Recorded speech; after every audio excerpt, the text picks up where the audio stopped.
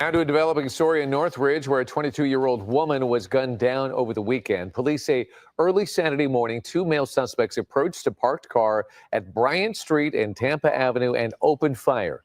The victim, Maria DeLarosa, was pronounced dead at the hospital. Two others who were in the car were wounded.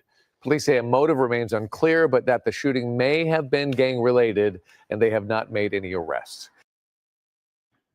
It's a shame that Los Angeles used to be a place that was known where a rising artist would go to do business and make music. But now my home state, it's known as a place that you go to die. Yeah, you can enjoy the weather so that you can have your funeral on a nice sunny day. Yeah, you can enjoy the breeze and go to the beach if you don't mind bleeding out on the sand. She was not even killed in the city. She was killed out in the valley in Northridge, which means that this was not a random robbery or something like that. This was more so a hit. Now we can only just speculate at the moment. We understand everyone by this point knows how the music industry works. A lot of the money that goes to fund these projects and these music careers, the investors, it's a lot of drug money. She's Latina, so it's a lot of money that can be coming from, from the cartels, from across the border, from trafficking, drug distribution. There's a lot of money in that line of work. And if somebody invested in her and they owe somebody else money and she was the talent, this could be retaliatory and nothing to do with her per se.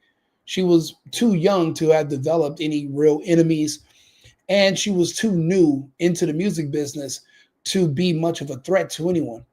Now, I had heard one of her songs actually, because I listen to more Spanish music than I do English music.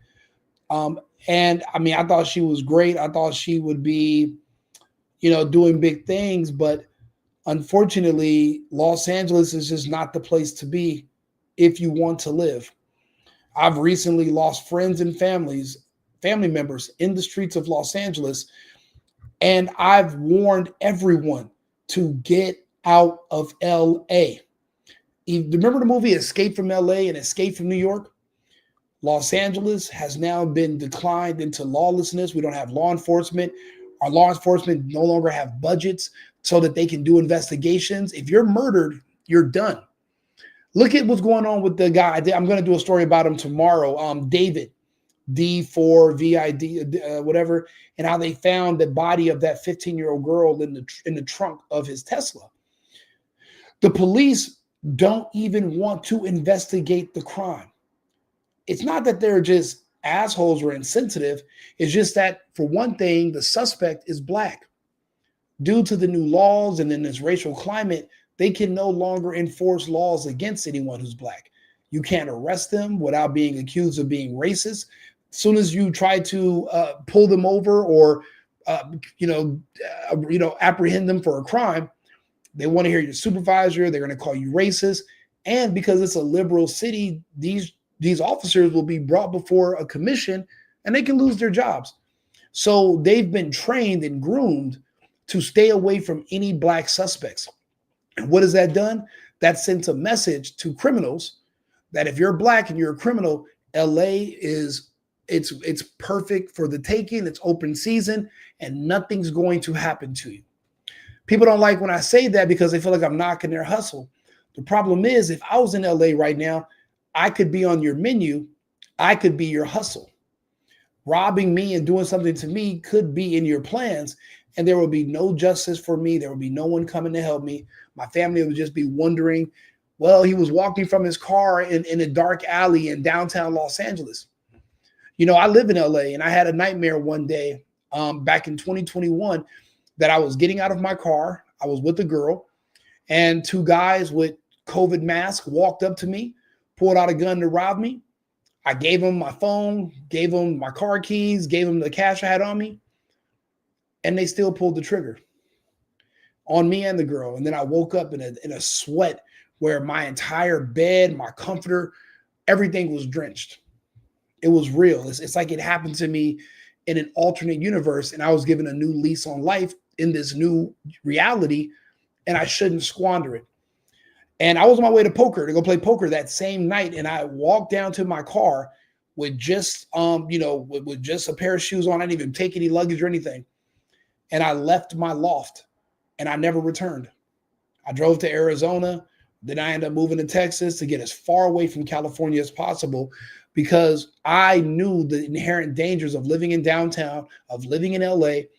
I had found out a few months earlier that we no longer have police. If you call them, they're not showing up. I remember during George Floyd, the rioters were screaming, "We don't need police no more. As Black people, we'll police ourselves." I listened to them people lie and bullshit, and to that, I don't trust them anymore. They're not policing themselves. They're not taking care of their community, and the crime is getting worse. The murder is expanding. But now everyone knows there's no police, there's no investigations, there's no budget, and there's no desire to enforce the law. The judges are liberal. George Soros appointed. They're letting criminals out of jail, and they're locking up pretty much only white people. They specifically only are targeting white people because they want them out. They want to create this multicultural democracy. They no longer want to be in a constitutional republic. We've lost the entire West Coast. We've lost the Eastern Seaboard, New York, and especially now with the latest election, all the way down to Florida. The last remnants of our republic are Texas, Tennessee, South Dakota, Florida. That's pretty much it. The rest of this country is pretty much separated from the Fed. They kind of play by their own rules. Literally, you have judges that used to work with law enforcement to enforce the laws for public safety. They're now working against law enforcement and saying, hey, these illegals that are criminals, you can't prosecute them. And it's like, wait a minute. We went from locking up people to just letting people go free. And then you figure out that it's more so that these judges they're ideologically driven. It's nothing about public safety. And they've chosen sides.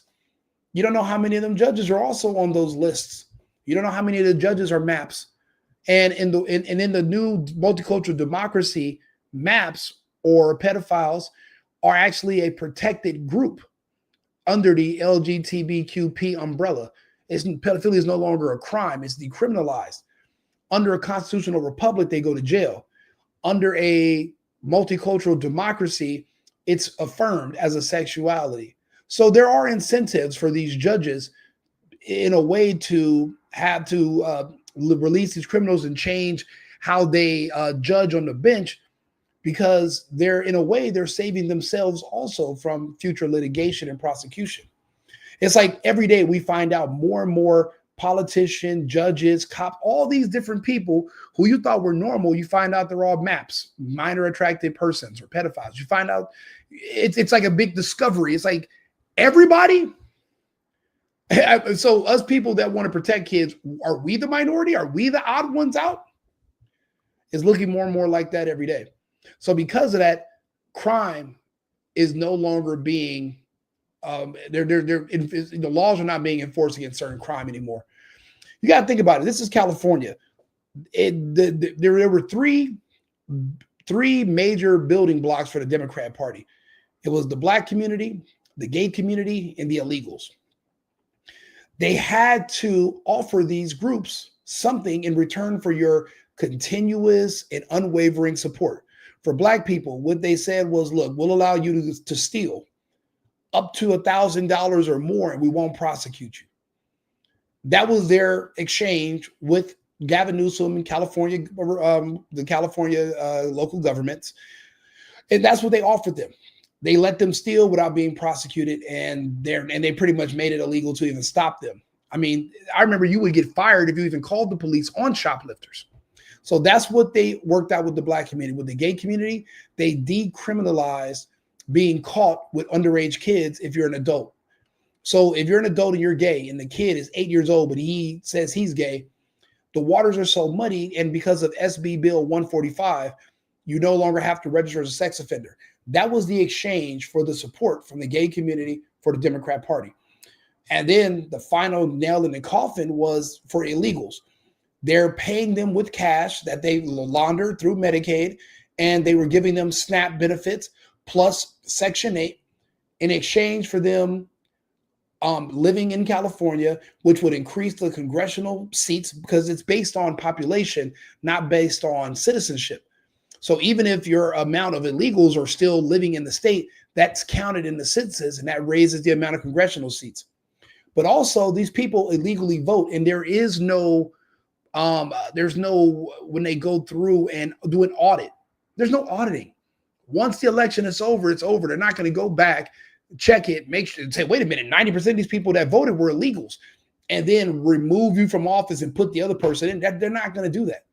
So they buy your votes that way. So everyone had a deal in exchange in California to get the supermajority, but in every deal they make, the one common denominator is you have to get law enforcement off of our asses, and that's all we want, so we can thrive and do what we want to do, and you'll have our support. So what have they had to do in all these municipalities in California? They've had to defund the police daily, and now they don't have enough funding to even check rape kits or to do DNA. They can barely afford an autopsy. They'll do a quick post-mortem exam, but they're not getting in there and checking everybody who's killed and how they die. They just don't have the resources for it. They've all been removed. So when I see cases like this, a young woman is killed and they have no idea who did it. Of course they don't. It's California.